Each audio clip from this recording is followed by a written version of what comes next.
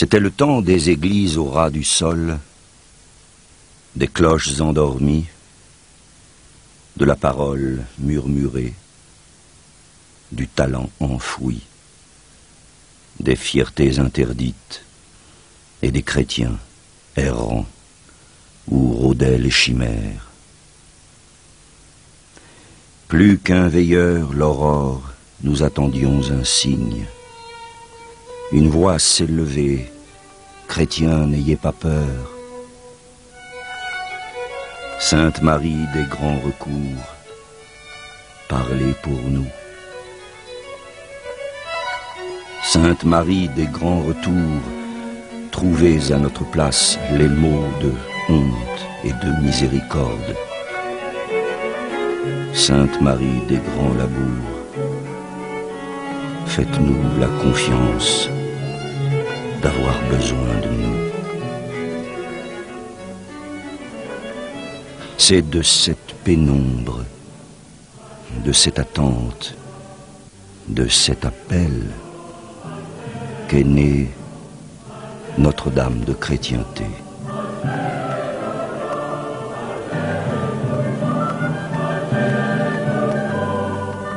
Si, au fil des ans, elle a choisi de jeter entre Paris et Chartres des tours inébranlables à la flèche jaillie, 18 ponts suspendus à la grâce de Dieu, c'est pour reprendre le chemin qu'annoncé par un ange, il a voulu comme humaine entremise à son incarnation.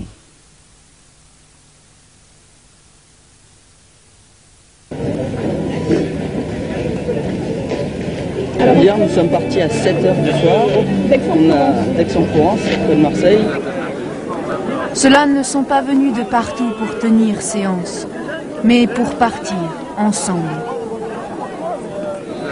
Rappelez-vous, au premier livre des rois, le récit de la montée d'Élie vers l'Horeb, la montagne de Dieu, et comment le prophète, épuisé, découragé, nourri du pain et de l'eau donnés par l'ange du Seigneur, avançant de chute en chute, et toujours réconforté, parvint jusqu'au sommet, jusqu'à la rencontre avec Dieu. Nous avons là le symbole de tout pèlerinage, mais aussi de toute vie terrestre. Auparavant, il faut se recueillir, se cueillir soi-même au plus profond du cœur, rassembler ses forces en un seul nœud du corps et de l'âme. Pour qu'elles soient en fête, chacun s'apprête à la fatigue en signe de repentir, de pénitence pour sa vie embourbée, mais aussi pour le monde, car tout se tient. Tout se tient, de chacun à tous les autres, du moment où nous sommes. Cette année jubilaire, à l'orée du 3e millénaire, de cet instant de grâce à l'histoire des hommes. Rappelez-vous, France, qu'as-tu fait des promesses de ton baptême? La réponse date de 2000 ans, un jour, à Capharnaüm. Lève-toi et marche. D'ailleurs, à celui qu'on rencontre pour savoir si la vie lui est clémente, s'il tient debout, s'il espère, on demande comment vas-tu. Et parfois, parce qu'il est en souffrance, il répond on fait aller. Car vivre et aller, c'est la même chose, même ce ne serait qu'à l'intérieur de soi. Ce qu'il faut de passion pour nourrir la patience, de vent pour un sillage, d'espérance pour croire.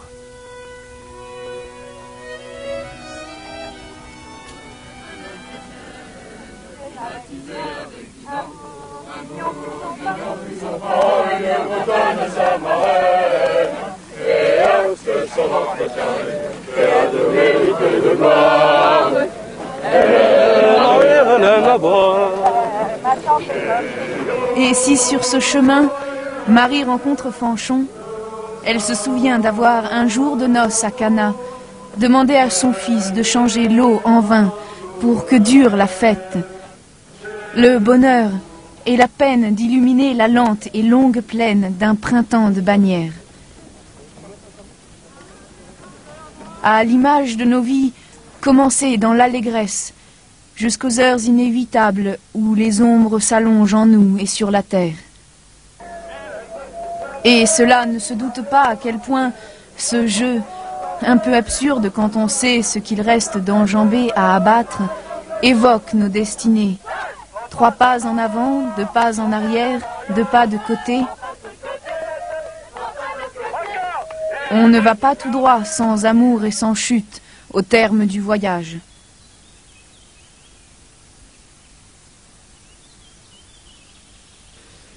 De loin, on dirait un fleuve, mais celui-là ne s'écoule pas au gré de la pente vers la mer indistincte où il perdrait son nom. Il remonte, inlassable, vers sa source. Vers vous, mon Dieu. Il trace un sentier de silence pour la supplication, un sentier de pluie pour le retour en grâce du soleil, un sentier de prière pour que, de la vieille bienveillance humaine, la charité fasse merveille et paix sur la terre aux hommes de bonne volonté. C'est un chemin de chrétienté.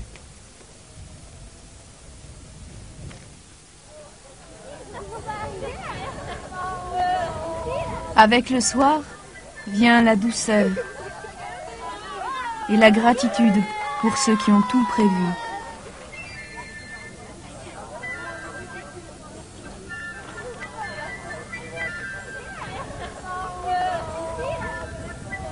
On se prépare aux courbatures. Rien de plus irréfutable qu'un pèlerinage pour estimer normal que le corps, à la peine toute la vie, soit un jour éternellement à l'honneur.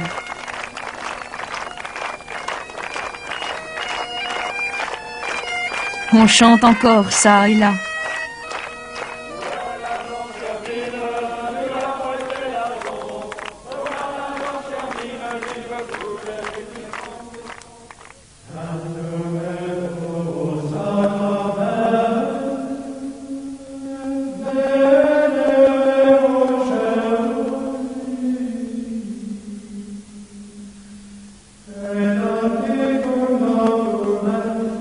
Vers Dieu s'élève le chant qui sait tout du silence, d'où, comme de source, coule l'adoration.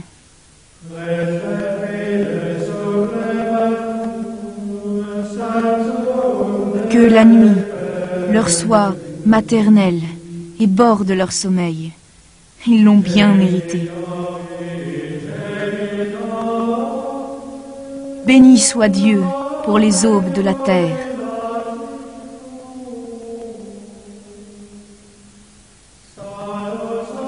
Sans elle, on ne saurait quel visage donner à l'espérance.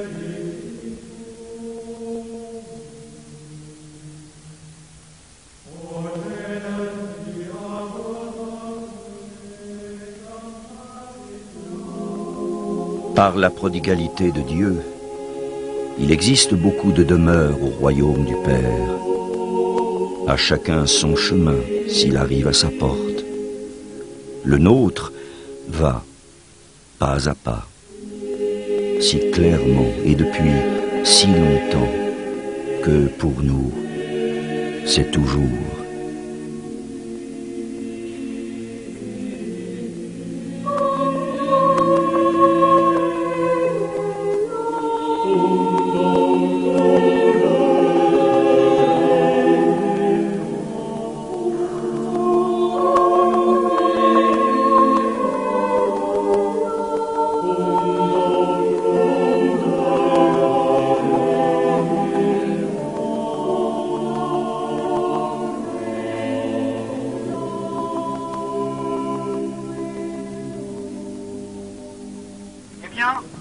Nous recevons véritablement le corps et le sang du Christ.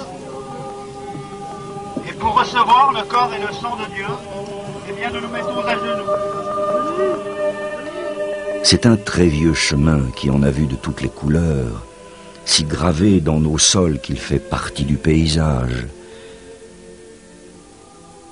Chaque pas le renouvelle et le confirme, car aux plus vieilles fontaines, la soif boit toujours une eau à jamais fidèle et neuve, comme un jaillissement.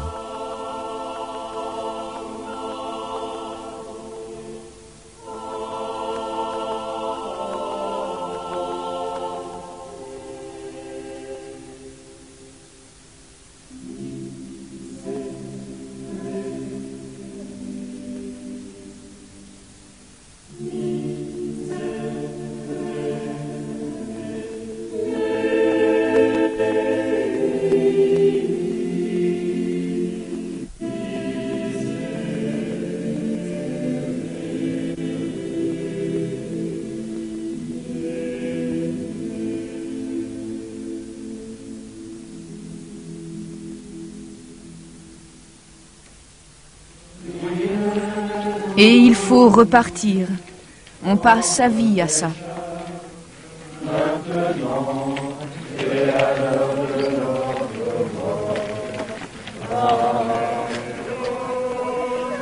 Portée comme l'arche d'alliance, la Sainte Vierge est des nôtres. Elle sait de quoi sont faits les chemins, de Nazareth à Bethléem et la fuite en Égypte. Jusqu'au dernier pèlerinage qui menait au calvaire, elle a tout fait à pied. Elle sait ce que c'est que d'aller vers l'horizon, le cœur battant, le cœur passion. Elle est ici chez elle. Elle a tellement de monde à voir, à écouter, à consoler. Alors pour moi, le pèlerinage a une démarche de conversion, où là nous offrons nos souffrances, toutes nos peines, toutes nos difficultés pour notre conversion et puis la conversion des gens qui nous sont proches, qui nous sont chers. Aller à la campagne, de marcher pendant 3 jours, c'est extraordinaire. Même simplement de chanter le chapelet en passage. Et donc l'année jubilée, donc je voudrais faire plein de choses pour les gens que j'aime. En recevoir pour pouvoir donner aux gens qui ne peuvent pas venir. C'est un grand plaisir de vous accompagner et de constater qu'en France, il y a un grand espoir de renouveau de la foi, avec ce mouvement des jeunes. C'est le beau monde du peuple de Dieu, venu de tout le monde pour le salut du monde. Monseigneur Hard, qui était évêque de Junier, au Liban, et Monseigneur Colly, qui est évêque au Sénégal.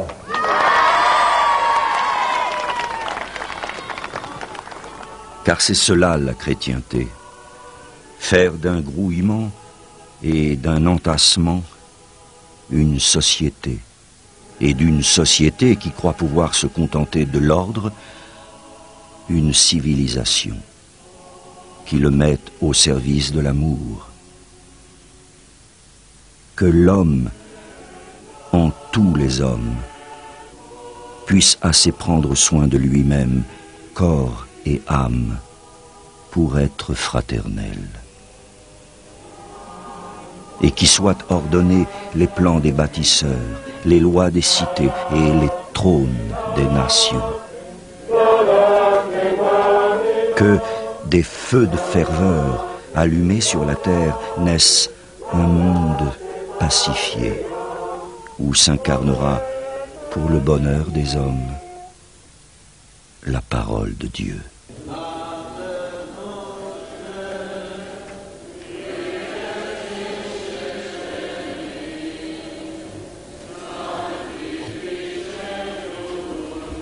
Seuls ceux qui ont marché longtemps connaissent la joie d'arriver comme on atteint la rive. Le simple bonheur d'être là, fourbu et comblé. Ne souhaiter rien d'autre que cet instant serti dans le temps comme une bulle d'éternité. Rester comme on arrive, le cœur en train de retrouver son souffle. Garder cette allégresse, conserver intacte la saveur fulgurante de la première gorgée d'eau sur une longue soif. Cet instant, comme on voudrait le soustraire à l'habitude. Ce sera pour plus tard, à la fin du chemin, Bonjour l'éternité. Ces 3 jours sont finis, mais rien ne meurt de ce qu'a su notre âme. Pour que germe la semence qui jamais ne manque, il naît de bonne terre entre épines et cailloux que rendue telle par le travail des hommes. Le soleil et la pluie, Dieu s'en chargera. Allez, on rentre. Le pain est sur la planche. Il est l'heure de saluer Notre-Dame, de lui confier les nôtres, de lui demander de penser à nous. Elle sait où on habite et ceux qui nous habitent. Et puisque c'est par vous que pour nous, Dieu a pris corps et souffle d'homme sous notre ciel, notre chemin vers lui ne passe que par vous, Vierge du seuil et Mère du passage, image inaltérée de la splendeur de Dieu.